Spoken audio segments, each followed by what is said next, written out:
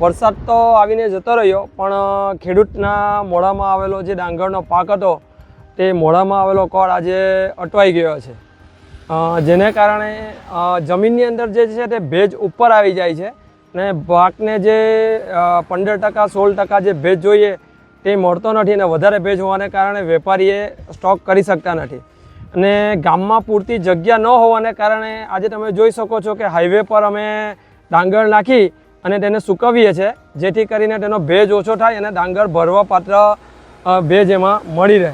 આ તમે જોઈ રહ્યા છો, અમે રાત્રે મોડે સુધી ભાત ભરાવીએ છીએ અને ઉપર હવે અમને વરસાદની પણ તાક લાગે છે, કેમ કે અગાડી 7 તારીખે માવઠું થયું છે, તેના લીધે અમે ઓલરેડી થોડાક લેટ થઈ ગયા છે. ડાંગર માટે આ વર્ષે સારું રહેવાની શક્યતા હતી, પણ આ માવઠાના લીધે થોડીક માઠી અસર પડેલી એવું લાગે છે. ખેડૂતોને આખા વર્ષ પર પાણી ફરી ગયું? આખા વર્ષ પર પાણી ફરી જશે જો હવે પછી વરસાદ પડશે ને જો અમારો પાક ખેતરમાં રહી જશે તો, કેમ કે હવે કદાચ 22 થી 21 થી પાછી વરસાદની આગાહી છે, 21 થી 25 સુધીમાં. અમને એ પણ ધાક છે કે વરસાદ નહીં આવે તો સારું. સરકાર મદદ કરે તો સારું.